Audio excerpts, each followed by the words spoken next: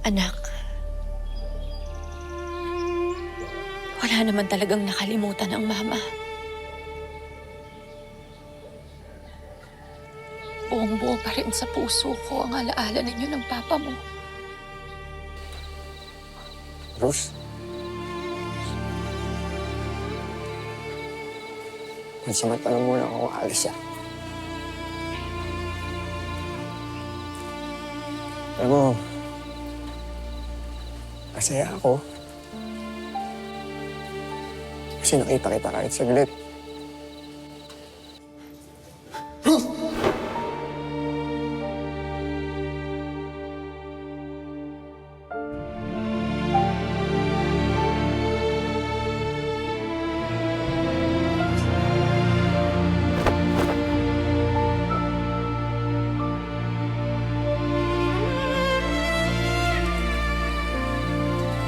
Pero masakit. Masakit kung malaman na wala kang maalala. Anak, alam kong gagalit ka kay mama. Dahil papa's girl ka. Pasensya na kung pati sa papa mo kinailangan kong magkunwari na hindi ko siya naaalala. Salamat sa Diyos mo, Ika. Pasensya na hindi kita kilala. Sino ka ba?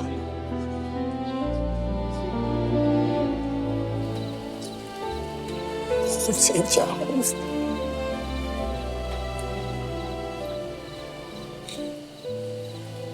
Ano kung dahilan kung bakit nangyari lahat ng ito?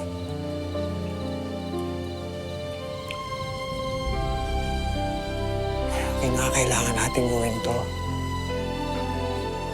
Kailangan natin magpakalayo sa isa't isa. Para sa kaligtasan mo. Totoo niyan, anak. Gusto ko siyang sigawan. Gusto ko siyang awayin. Gusto ko siyang sampalin. Gusto ko siyang yakapin. Gusto ko siyang halikan. Para maiparamdam ko sa kanya yung pagkayamot at hinagpis na nararamdaman ko nung matagal siya na nawala sa atin.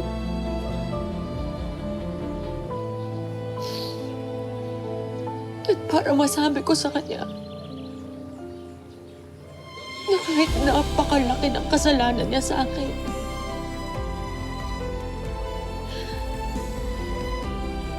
mahal na mahal ko pa rin siya. Papabagsak din natin lahat na kumakalaban sa atin.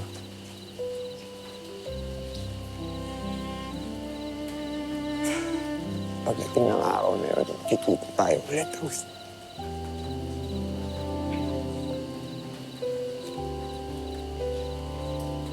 Sana, sa araw na yun, makaalala ka na.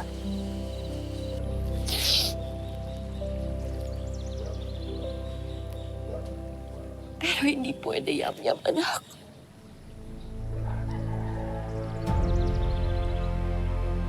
Dahil may plano si Mama. At mabuti na to na alam ng mga kalaban natin na wala akong naaalala. Para mas malaya akong makapaghiganti sa kanila. Pinipili kong mag-isang kalabanin si Gaspar at si Joshua. Labanan ko sila, anak. Para sa'yo. Para sa atin.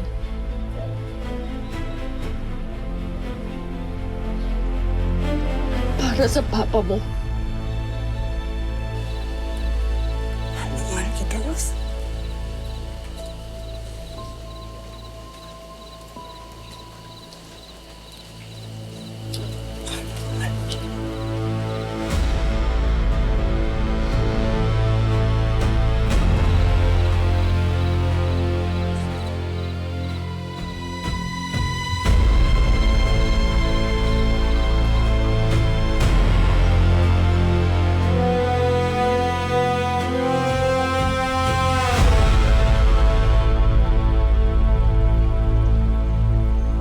Hello mga kapatid, this is JM De Guzman of My Best Friend Eman. Gusto mo pa malaman na next na mangyayari? Click mo na rito and subscribe to TV5 YouTube channel.